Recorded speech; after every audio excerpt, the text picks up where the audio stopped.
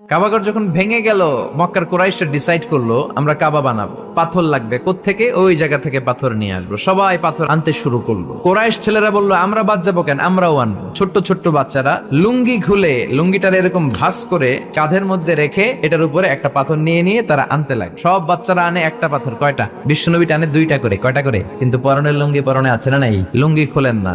বিশ্বনবীর চাচা আবু তালেব বলল, মুহাম্মদ তুমি ছোট্ট মানুষ, তোমার বয়সের ছেলেরা পাথর টানে একটা, তুমি টানো দুইটা। আর সবাই লুঙ্গি খুলে ফেলেছে যাতে কাঁধের মধ্যে ব্যথা না পায়, চোট না পায়। তুমি যেহেতু দুইটা করে পাথর টানো, তুমিও তোমার লুঙ্গি খোলো।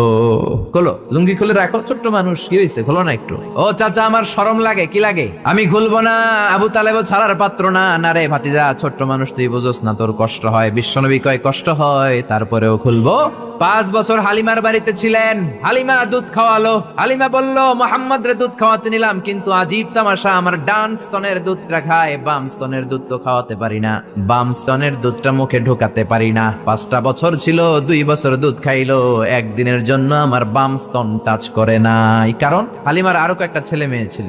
উনাইসা নামে এক মেয়ে ছিল, সাইমা নামে আরেক মেয়ে, আব্দুল্লাহ নামে এক ছেলে। এরাও দুধের বাচ্চা ছিল। বিশ্বনবী যদি একাই 2 স্তনের দুধ সাবার করে ফেলেন, তাহলে দুধ ভাই বোনরা খাবে কি? 2 বছর বাচ্চা মোহাম্মদ ইনসাফ প্রতিষ্ঠা করেছেন, কোন ঠিক কিনা? আবার হালিমা বলে, এই ছেলেটারে আমি 5 বছর রাখলাম, এই 5 বছরে কোনোদিন কুরাইশি মোহাম্মদ রে কান্না করতে দেখি নাই। শুধু একটা সময় কান্না করত। এই ছেলেটা ক্ষুধার অভাবে কাঁদে নাই, ব্যথা পেলে কোনোদিন মোহাম্মদ কাঁদে নাই। শুধু লজ্জাস্থানের জায়গা থেকে কাপড়টা একটু সরে গেলে শিশু মোহাম্মদ কেঁদে উঠতো। বিশ্বনবী বললেন, চাচা আমি লুঙ্গি খুলবো না, আমি 2টা নিতে পারবো।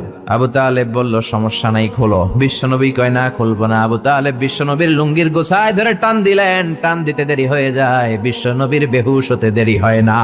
বেহুশ হয়ে পড়ে গেলেন। লুঙ্গি আর খোলা হয় নাই। বিশ্বনবীর লজ্জাস্থান পৃথিবীর কেউ দেখে নাই। চিল্লায় পড়েন আল্লাহু আকবার।